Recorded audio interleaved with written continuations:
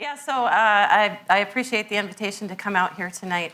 I have a project which I'm going to go right into sort of visually explaining it before I get into any of the artistic experience that that we have had at Deep In Design, or myself personally. We're just going to go on to the next slide, and I just want to. This is our shop today. Well, it was last week. Shot this beautiful video. These are dies. Okay, so the Roulet company was founded in 1877. And this machine here is a 60-ton percussion press that was made in around 1900. This press, they were a jewelry manufacturer. So they're still in business, by the way. They've consolidated and moved over to Lewis Avenue, but they had a building downtown for a long time here in Toledo, since 1877. I just want to show you how the press operates here. There's these dies. We have about 4,000 of these dies. So they span back to 1877.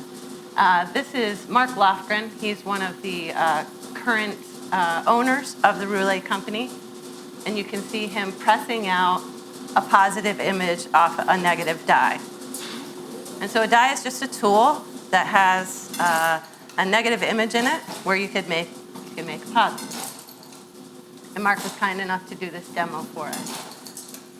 So our journey with this started more than a year ago, but we have had the die collection and this press since October.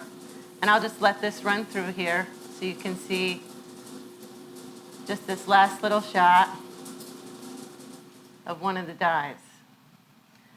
I just want to give you a little bit of a setup, and then I've got a whole bunch of sort of high definition pictures to show you about 100 dies out of the 4,000 that I chose that I can just talk while they're going through. And the most important thing, and the thing that I hope to that you all will take away from this, and that I want to take away from this talk this evening and my time here with you, is for you all to help me to research, basically, to find the stories that are in these dies. Now, let me tell you the story of how we got this press. So my partner, J.C. Christie, my other partner is Dan Lund. We started talking to the Roulets. We're going to consolidate, so there's a great big building. And basically our deal was they still needed to use the press occasionally. We were intrigued by the die collection, and we had the room to house the press. We can also use it as a power hammer with hot metal. And we just became absolutely fascinated with this die collection. Now, this is where it was when we first saw it. You can see it's got about this much clearance above it. And this thing is a little over 7 foot tall. And it's this great big spinning wheels and this great big screw that comes down and smacks 60 tons of pressure down on that die block. So yeah, this was offered to us. If you can house it and we can use it every once in a while, you can have it. Now the dies were sort of up in the air till the last minute here. And this is a really kind of a crappy picture. They get better. This was my first look at the die collection in this basement downtown. And there's just, it's walls and walls of all these cubby holes, and this was their organization system. They did, I think the number was 70% of their business was Masonic orders all over the world. And so they did there was a lot of Masonic stuff. So they were only using some hadn't been looked at in 100 years at the point that we became interested in them.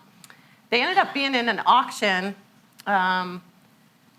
They decided to just kind of clear out their building. And so this is where we really started to commit to this idea of preserving this whole collection, because we got to look at some of these images, and we were just captivated. And so I went to, we basically only on Facebook kind of put the word out, said this auction's coming up in like 2 weeks. Who can help us? And people told people, and we raised $1,200, about half of it from people we didn't know, to go to this auction and try to preserve this die collection, which was estimated to be 5,000 to 7,000 dies. Nobody really knew. They were in these big lots. Nobody had any idea sort of what was where. So there was a two-prong thing here with the press. My partner, JC, took the whole thing apart, got it up those steps out of the basement, around the alley, and over to our shop. Now it weighs 3,600 pounds, so that was one thing. And then we got about 4,000 dies in the auction for our $1,200. And I was the one who went in and bid, and it did the nodding and I'd never done that before. It's very intense, you know. It was like 3 hours. We went through the whole building, and it was right at the end, the dies, and you know, I had some good competition. And some other bidders did get some of the dies, so we didn't get the whole collection. And in asking them what they were going to do, they were just going to sell them off one by one on eBay or something similar. So, but we got the lion's share, about 4,000. This is what some of our volunteers coming back to our shop with the dies. So we started researching everything. So we tracked down some blueprints for our machine to put it back together in our shop. Immediately, we start trying to sort and share. This is an event we did about a month after we got the press and dies for the Arts Commission. It was a DNA Toledo fundraiser, intersection of art and industry. And these are some of the stampings that come out. We've got the Toledo skeleton key and some different beautiful design pieces. And here's the point where I'm just going to sort of start going through some of these dies. And one thing that's really central to this project for us at Deep In Design is that it is community owned. We raise money from the community. We're working in tandem with the Roulet company to sort of work out this sort of tool sharing. And then we invite people to come to our studio and interact with it however, you know, however they kind of imagine it. And as you'll see, this is one of our more prized dies. It's our most expensive one. It's a Willys Overland station wagon, pre-Wagoneer. This is how these things were made. Now, this was made probably back in the 20s sometime. It's all engraved by hand. So there's a big block of metal, and someone, we don't know who exactly, but carved out the metal, and there's the positive that you start out with. And then there's our negative, and we would get another positive out of that finished product. Another thing that attracted us to this collection and all the Masonic imagery, there's a lot of tools. So the dies themselves are tools. And there's a lot of tools, you know, trowels, the square and compass, all through Masonic imagery. So the celebration of that industrial culture, our automation alley, you know, heritage here in the Midwest. And as we go through here, the way I want to ask you to participate is just, if there's anything that you see that we come across here, this beautiful sailboat, that you recognize, that you have any information about. We're going to have some dies and some pieces of paper during the break that follows my talk here. And just let us know. Help us research. I haven't even gotten halfway through our 4,000 collection of 4,000. Actually, when we went to auction and got all this stuff, my baby was 3 months old, and she's 8 months old now, but we're still working on it. And the other thing that I want you to look at here is there anything that touches your personal history? Do you have a connection with Jeep? Do you know what that means? What organization had this beautiful chevron design made? Now, this first little grouping is sort of these shiny things, sort of, you know, this me as a metal worker, it's all shiny things. I'm really attracted to, you know, the sparkle, and I love to do all the patinas and the finishes. And this is the sort of the shiny things aspect for me. All these beautiful geometric patterns and designs that sort of go, you can see design influence in the different, periods of design going through that 130-year period. And in some cases, where there's a whole bunch of different things. 4-H Sugar Beet Club, anyone in that? Anyone know any? See, this is the kind of thing I'm looking for.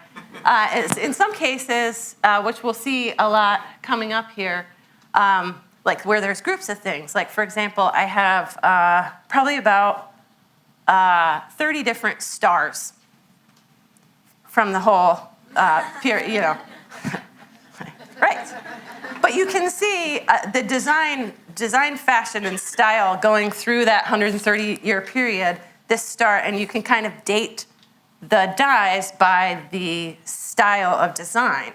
So it's an archive in that way. It's a design archive. And here's some different companies. Champion, Airway vacuum cleaners. All right, these make really good earrings. Like I have some on here now that are a flying roller skate. One of my favorites, Cooper Tire. That was their baseball league in 1940. And there's their bowling league in 1940 as well. The ones with text on it, I've reversed, so it's a little confusing. Just a little background. I'll stop just for a second. A little background on the artists in our company. We're all metal workers.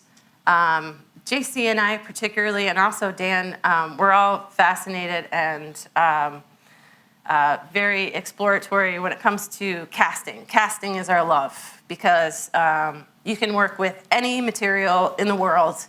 You can work with any pattern, any surface, anything, and replicate it, turn it into a million different things. You can make a sculpture and then reproduce it in a different metal, or you can find something and all the back and forth, positive, negative, where you can literally, you can use someone's hand or you could use this carpet. You can really take anything from your environment and use it.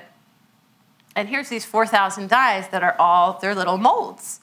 And it's not a way that we've worked with before, just with stamping something out, but they're all little sculptures. They're beautiful. They're very intricate, and you'll see when you go handle some of them, they're real nice chunks of metal, but it's very fine detail. Diocese of Toledo, there's Christ at Gethsemane, asking for the cup to be taken away from him. We have a lot of crosses. Oh, wow, do we have crosses. So as we're going through this, the Masonic, we went back to bowling. There's a lot of bowling in Toledo. Also, apparently it was like as huge as the fraternal orders back in the day. Let me just get into, and here I'll have to wind myself back in. I wanted to acknowledge while we're going through here sort of all the people that have, and we've only had them since October. So we have all these people that are involved in this project.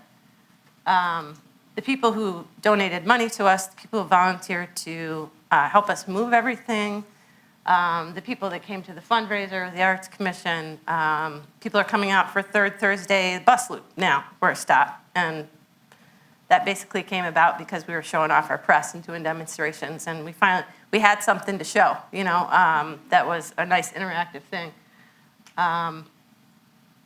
There's people all over the country, my friends and people helping with research, and Masons here in town that are local historians also that are helping me to understand all the symbolism and, secret societies. There's a lot of mystery in there. There's a lot of stories being told with images.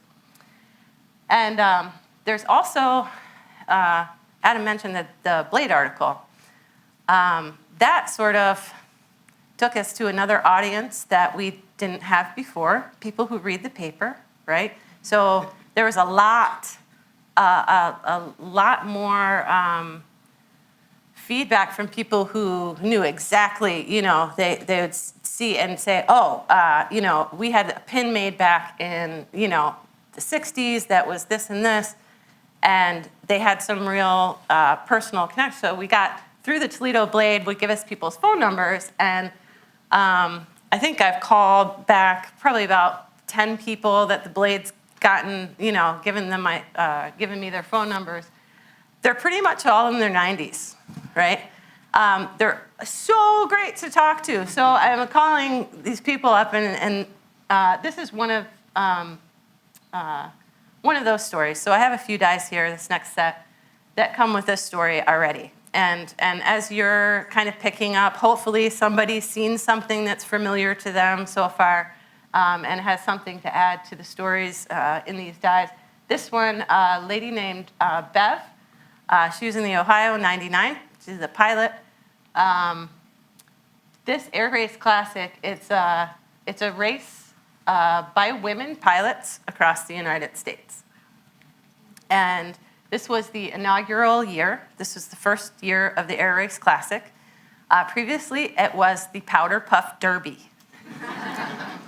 So that started, I believe, in the 40s. And so when the Powder Puff Derby kind of fizzled out, the Air Race Classic took over, and that still goes on today. And so Bev, who flew in the Air Race Classic for something like 20 years, contacted me and said, I remember that we contacted Roulet, getting this pin made. If you can see, there's a Ohio sort of outline behind it. Also, I think it's kind of jagged. So she contacted me, and then as I was going through the dies, I was able to look for that and recognize, yep, there it is. And we do have the inaugural year. And we're working in getting this one into a museum. She's connected with a couple of museums in Cleveland, and wanted this for an item. So that was one awesome conversation I had with Bev. This was one of our mysteries. One of the things, besides the Jeep ones, which are really attractive, and everybody's, it's a really huge Toledo company and sort of identity of this area. We knew that there was a die in among these thousands of dies that was a medal that was given to Amelia Earhart when she visited Toledo.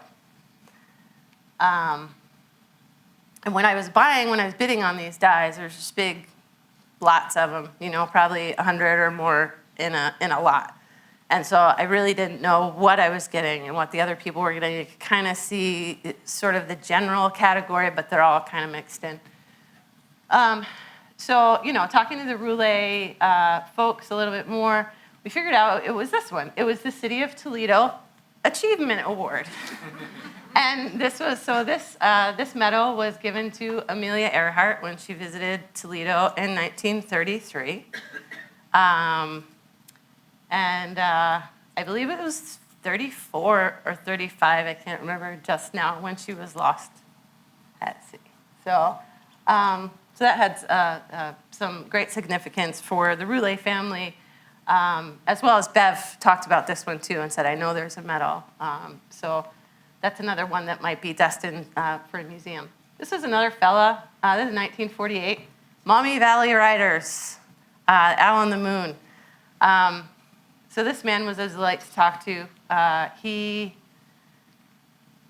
let me know all about Maumee Valley Riders Motorcycle Club. It was at the Indian dealership on Adams Street, and they had something called the Owl Run that was midnight to 4 a.m., and they used to ride along the railroad tracks, and they would kick up, a whole bunch of noise, roaring through the back of neighborhoods, and he said it was all like doctors and lawyers like going wild, like one night, and they'd wake up all the dogs and all the neighbors hated them. And so everybody thought that the Maumee Valley Riders were like real badass, and gave motorcycling a very bad reputation, he said. So these are the hubs. Those are those positives that were engraved by hand. So we have a lot of hubs where we don't have the negative.